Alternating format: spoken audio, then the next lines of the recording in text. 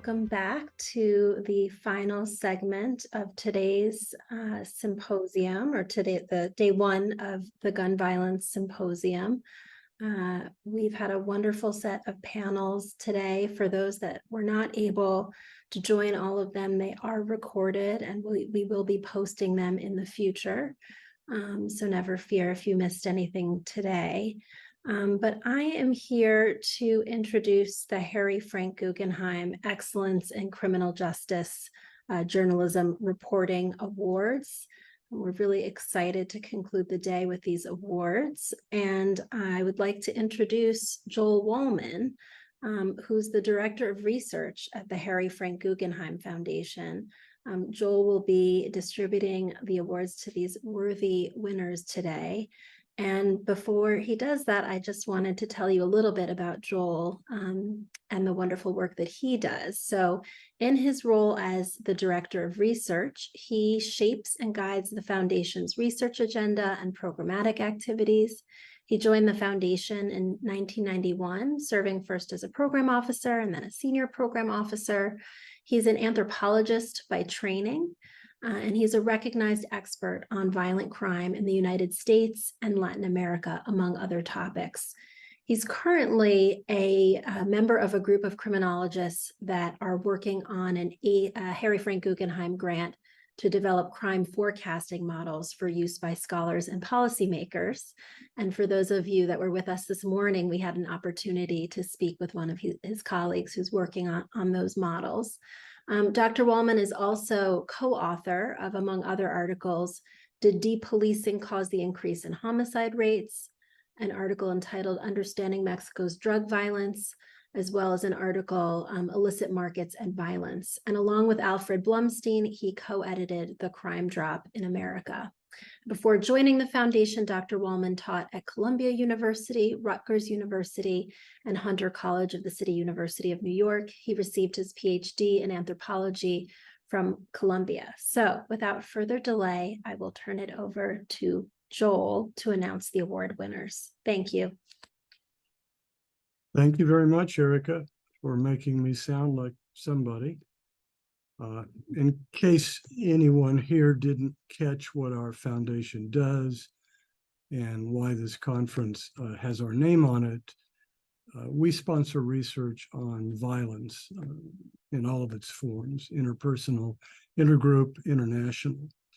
And most of this work consists of grants to individual scholars and small meetings at our offices, at the HFG offices, but we also occasionally support a large conference that is relevant to our mission, such as this one. And in fact, this is an annual event that was first held almost 20 years ago.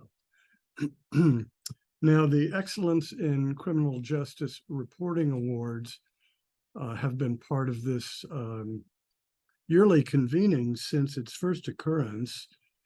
And I should say that it is an honor to be part of bestowing these honors. They recognize the journalistic prowess that the conference as a whole is intended to nurture. That is to say, investigation that is thorough and careful, often dogged, and sometimes even courageous, and writing that is meticulous, deeply informed, and accessible. And in this last attribute, journalists can outshine scholars whose work is, of course, supposed to be meticulous and deeply informed, but not always accessible to those outside of the community of scholars in the same discipline or related disciplines. Now,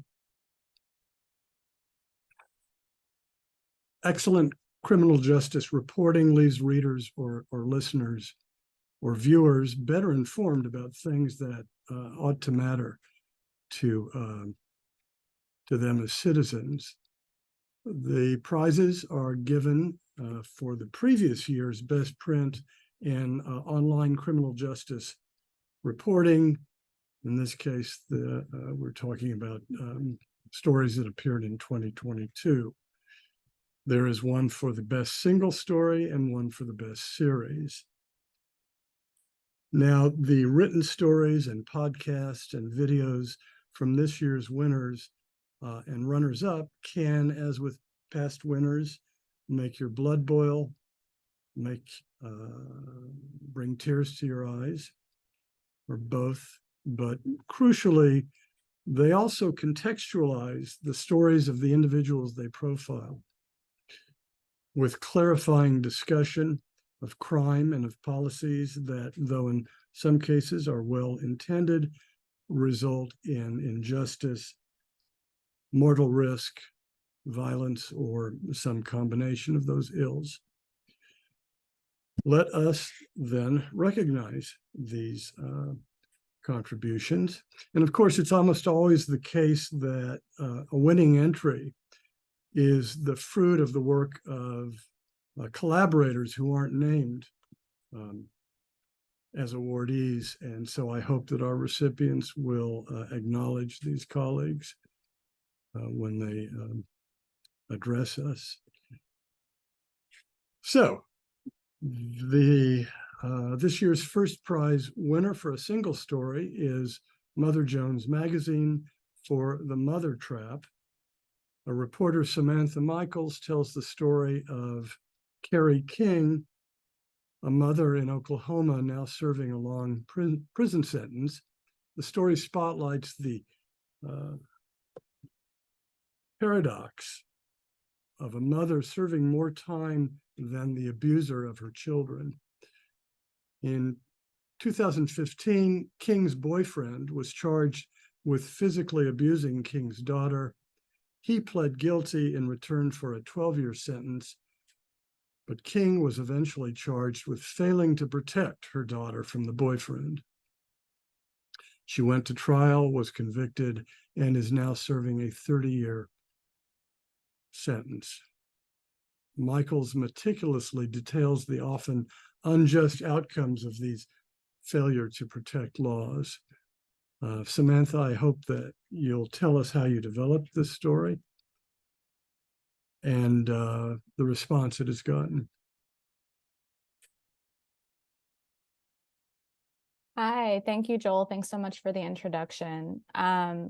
It's such an honor to accept this award on behalf of my team at Mother Jones.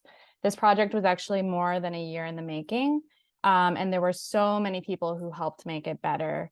Too many to name, but I do want to give some special shout outs to some of my team members who couldn't be here today.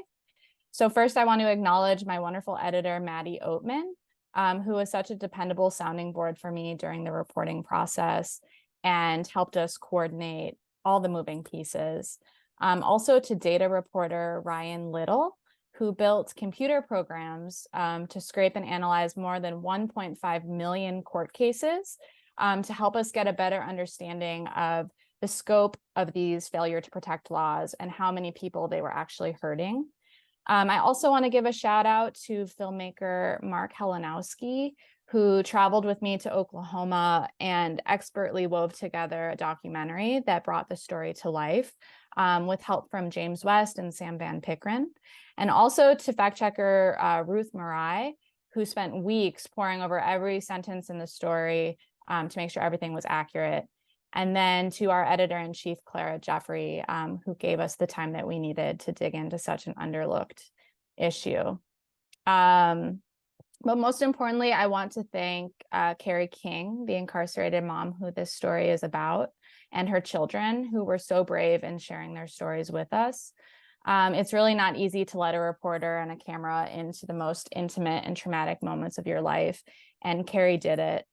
She spent more than a year talking with us from prison. We had to talk in like 15-minute increments on the phone, kind of in accordance with the prison phone policies. And she told us how she was blamed for failing to stop her abusive ex-boyfriend from beating her and also her 4-year-old daughter, and how, as Joel mentioned, she received 30 years in prison for it. which was 12 more years behind bars than her boyfriend did. And then, making matters worse, when she went to prison, the state sent her children to live with her ex-husband, another man who also previously had been incarcerated for abusing her. So she told us about, how it felt as if the justice system was not designed to help women like her, and what it was like to survive abuse and then be punished for it. And she opened up to us, not just because she wanted to shed light on her own experience, but also because she wanted to help all the other moms who had been unjustly incarcerated under these failure to protect laws. And we found that there were a lot of them. In Oklahoma alone, hundreds of parents have been locked up under this controversial law, and 90% of those incarcerated were women, disproportionately Black women, many of them survivors of domestic abuse. And around the country, most states have similar failure to protect laws, and prosecutions like this are happening regularly. My team and I hope that this work helps Carrie and other families in similar situations, and also that it inspires lawmakers to reconsider how these laws are actually affecting people. After our story published, we ended up hearing from about 9 or 10 lawmakers in Oklahoma, as well as a few in some other states, who thanked us for our reporting and said that they thought, they wanted to look into legislative reforms. We're really grateful to the John Jay College of Criminal Justice and the Harry Frank Guggenheim Foundation for supporting and amplifying this story and doing so much work year after year to honor other vitally important investigations into our criminal justice system. And, I've been in touch with Carrie recently since the story published, and she told me that it feels really surreal and validating to know that her experience resonated with so many different readers, and that people were really outraged about what happened to her after all these years of being locked up and feeling like nobody believed her. So thank you very much for honoring her story. Thank you very much, Samantha. Is there any likelihood of her sentence being shortened? So her only option would be to apply for a commutation to the governor. And I think she does want to try to do that, but the odds are really against her. So there are lots of women in Oklahoma who are serving time for failure to protect, and some of them have applied for commutation. But so far, there's only one woman who did receive a commutation in 2019. All of the others were rejected. And then there's also some movement in Oklahoma. There was a bill introduced in the last session that could have helped, incarcerated survivors of domestic abuse, but it was watered down so that it wouldn't really apply to people like Carrie, and then it didn't pass. So I think there needs to be a change in the law, or a governor needs to start granting more commutations in order for Carrie's sentence to be shortened. Well, thank you, Samantha, and congratulations on great work. Let us then move to this year's first prize winner for a series, and that is Broken Doors, a podcast created by the Washington Post. With a typical search warrant, police are supposed to knock and announce themselves, but with a no-knock warrant, police can force their way into people's homes without warning. Now, there are, reasonable arguments for the existence of no-knock warrants, but Broken Doors is a 6-part investigation, an investigative podcast about how no-knock warrants are deployed in the American justice system and the terrible things that can happen when they go wrong.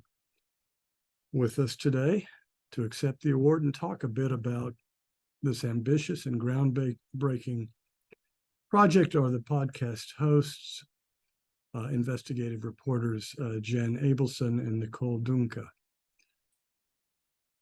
Please tell us about the work and the response that was gotten. Great. Well, thank you so much for the introduction. I'm Jenn, and it's really wonderful to be here with Nicole in our recording studio. We actually we've never produced a podcast before, and we recorded the entire series during the height of the pandemic. So we were actually usually in our separate closets and in separate recording studios. So to be able to sit here today and sort of celebrate our work, it's really a joy. And I wanted to say it's an honor to accept this award on behalf of the entire Broken Doors team. So I want to thank the judges for that. There were dozens of people from across the Washington Post who collaborated on this. And I want to give a special shout out to the audio department who took on 2 complete podcast newbies. Nicole and I had never done this before, and they really supported us and helped elevate a really important and critical issue.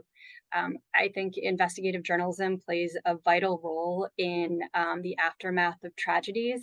And that's what happened here. After Breonna Taylor was killed in her apartment in a botched raid in 2020, we decided to dig deeper into this issue and examine fatalities all around the country.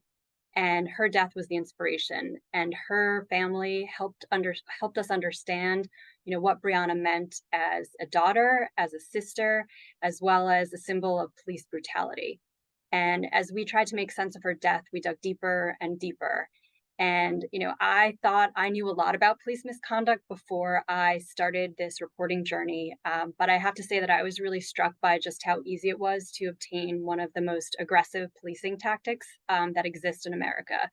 Like you mentioned, Joel, sort of police just breaking down your door in the middle of the night without warning inside people's homes. And Samantha said, we as journalists can't do these kinds of projects and can't do this kinds of ambitious journalism without our sources, without people willing to share their stories. And so I want to thank all of them for doing so. They spent hours and hours with us revisiting the most painful moments of their lives in order to have some sort of accountability and justice. And many of them risked backlash by speaking to us. They talked about police misconduct in places where that kind of discussion wasn't really welcome. And one of those places was in Monroe County, Mississippi, where we ended up spending the first 3 episodes. Rena Flores and I dug deep into what was happening in this community, where almost every single search warrant was a no-knock warrant. And for us, it was, we were really struck by just how little oversight there was, how little, how little criticism there was by judges, and sort of how few consequences there were when these raids turned fatal. And so I want to thank people like Benji Edwards and Robbie Giger and Wanda Stigall for speaking to us and sharing their stories. What we learned there in Mississippi helped inform the rest of our series and to understand these critical issues all around the country. And so before I hand off to Nicole, I just want to again thank everyone for having us today, for honoring the work of so many good, extraordinary people at the Washington Post, and for listening to Broken Doors. I wanted to echo Jenn in thanking the sources who made this story possible. These were the people who talked to us even when we couldn't promise them anything except shedding light on their loved ones' stories. These were people who would text us saying, "Why should we talk to you? It's not going to bring this person back." And for them to open up to us and allow us to tell their stories, we're so thankful. They trusted us with the most difficult parts of their lives, and all we wanted to do was do their stories justice. It's a total privilege to be able to work on projects like these, where an entire reporting team can delve deep into cases and re-examine them years after they're out of the spotlight. We had so many people at the Washington Post who were part of this, especially from the audio team. We're very thankful for the producers who were out there reporting with us, Rena Flores, Sabia Robinson, and Lena Mohammed, and our editors, David Fallis, Sarah Childress, and Renita Jablonski, and Theo Balcom were there every step of the way to make sure that we were able to truly make this project something that would open the eyes of everyone who listened. And we're so thankful when we can contribute even a little bit to any change, whether that is specific to somebody's case or legislative change. And there were a couple of instances that happened here weeks before we published. The state of Mississippi dropped a felony charge for a woman who had alleged misconduct in Monroe County for years. And after we published, the county agreed to settle the wrongful death lawsuit involving a no-knock raid that killed Ricky Keaton, the man whose death was at the center of the first part of the podcast. And as many of you already know, Breonna Taylor's killing had already led to some legislative changes across the country for no-knock warrants. But in one of the cases we followed, we saw policy change just weeks after we published. In St. Louis, we looked into the death of Don Clark, a 63-year-old grandfather who had been fatally shot in his own home during a no-knock raid. Soon after the series, the mayor of St. Louis banned the local police department from using no-knock warrants. When she signed that executive order, Don Clark's family was in that room. This kind of work is only possible because we are part of a newsroom that is willing to put the resources behind this kind of work, and that can be pretty rare. The stellar producers, editors, designers, and countless other colleagues who work so hard to get these projects over the finish line and into the public are so important to us. We're lucky to have a newsroom that knows the importance of covering this kind of topic for things that affect some of the most marginalized communities. We went into communities that felt like they hadn't been listened to for years, communities that didn't think the media had done their stories justice sometimes. And we're thankful that we were able to do that because we had time and resources to get them to trust us. This whole team is so honored to be able to cover these kinds of stories and help shed further light on a systemic issue that was obviously, spotlighted in Kentucky, but was something that happened nationwide. So thank you so much to John Jay College and the Guggenheim Foundation for recognizing Broken Doors. Thank you very much, Nicole and Jen, and congratulations. I think there's time for this. The rationale for the existence of no-knock warrants entails the argument that cops can be better protected, right, by preventing a suspect from being able to mount a potentially violent resistance effort, and also that going in unannounced prevents the suspect from disposing of evidence, and may as well prevent the suspect from escaping. Has anyone amassed, systematic evidence on, let's just consider that first argument, that, the incidence of police being injured in executing search warrants differs one way or the other between no-knock and conventional warrants? We haven't seen that data yet, but just anecdotally from some of the cases we were seeing, we also focused on the case of Marvin Guy, who was a man who was accused of killing a white police officer and shooting 3 other officers during a botched raid. And he has been in jail for several years and had not faced a trial.